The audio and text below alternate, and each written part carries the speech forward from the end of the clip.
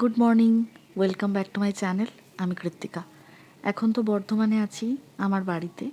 অনেকেই কমেন্টে জিজ্ঞেস করো যে আমার বাড়ি কোথায় বর্ধমানে। কিছু জনকে হয়তো উত্তর দিতে পারি, যাদের দিতে পারি না তাদের জন্য বলি। আমার বাড়ি হলো বর্ধমান কালনা গেটে। শিবম বিয়েবাড়িটা তো অনেকেই চেনো, ওরই কাছাকাছি।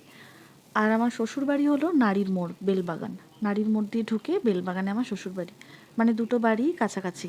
এখন তো বড় বড় শহরগুলোতে শুধুই ফ্ল্যাট কালচার, নিজের বাড়ি, বাগান, এইসব হয়তো আর কিছু বছর পর উঠেই যাবে। এই গাছটা আমাদের বাগানে কত সুন্দর হয়েছে, আর আমাদের ফ্ল্যাটের গাছটা আর কিছুতেই বাঁচলো না। ছোট থেকে এঁচড় কখনো কিনে খাইনি, গাছেরটাই রান্না করে খাওয়া হয়। এটা হলো তেজপাতা গাছ, এগুলোকেই শুকিয়ে আমরা রান্নায় ব্যবহার করি। ফ্ল্যাট কালচারের জন্য একটা জায়গায় যেখানে একটাই ফ্যামিলি থাকতো, সেখানে আরও 50-60টা ফ্যামিলি থাকতে পারছে একসাথে। কাকিমা, কি করছো? কালকে সন্ধেবেলা এলাম। হ্যাঁ, মায়ের স্কুলে এখন পরীক্ষা চলছে, তাই 1টা-1.5টার মধ্যে বাড়ি চলে এলো। না হলে অন্যান্য দিন 3:30-4টের আগে তো বাড়ি আসে না। আরেকজন তো হাপিত্তেশ করে বসে থাকে কখন দিদুন বাড়ি আসবে। আজকে সমস্ত রান্নাবান্না বোন করছে, তাই আমার ছুটি। বাগানে ঘুরে ঘুরে বেড়াচ্ছি আর ভিডিও করছি। আম গাছগুলোতে কত মুকুল এসেছিল, সব আমও ধরেছিল, কিন্তু এই যে ঝড় হাওয়াতে সব ছোট ছোট আম পড়ে যাচ্ছে পাকার আগেই। আজ 1 মাস হয়ে গেল দিদা নেই।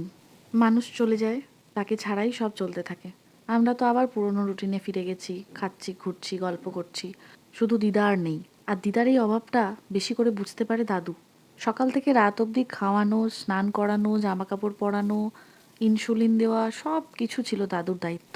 আজ দুপুরে বোন রান্না করেছে আলু উচ্ছে ভাজা, আলু, ফুলকপি আর মাছ দিয়ে, ধনেপাতা দিয়ে পাতলা একটা ঝোল। দেখেই মনে হচ্ছে দারুণ খেতে হয়েছে, আর সত্যিই সুন্দর খেতে হয়েছিল। আর বিট, গাজর, শসা, পেঁয়াজ দিয়ে একটা স্যালাড। বিকেলবেলা মা একটু আলুর দম আর লুচি করতে বসলো, কারণ আমার এক মেসোমশাইয়ের আসার কথা ছিল। আর বলল একেবারেই করে রাখি, এটা আমরা রাত্রেবেলা খেয়ে নেব। আর মায়ের তো একটা অ্যাসিস্ট্যান্ট আছেই। আলুর দমের জন্য মা যে আলু সিদ্ধ করেছিল ওগুলোকে ভাগ ভাগ করে কেটে দিল, আবার ময়দা মেখে দিল। এরপর 5টা থেকে ওর আঁকার ক্লাস ছিল, সেখানে দিয়ে এলাম। তারপরে মল্লিকা কাকিমা, মানে আমার একদম পাশের বাড়ি, সকালে বাগান থেকে যার সাথে কথা বলছিলাম সেই কাকিমা বলল, আয় অনেকদিন পর এলি, একটু ফুচকা আনিয়েছি, একসাথে খাই। ফুচকাকে আর কে মানা করে। চলে গেলাম সঙ্গে সঙ্গে।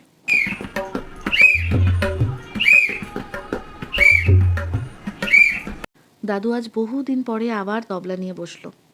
আজকে রাত্রে খেলাম লুচি, আলুর দম আর মিষ্টি।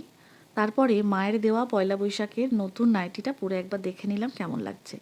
আজ তাহলে এলাম, আবার দেখা হচ্ছে পরের ভ্লগে।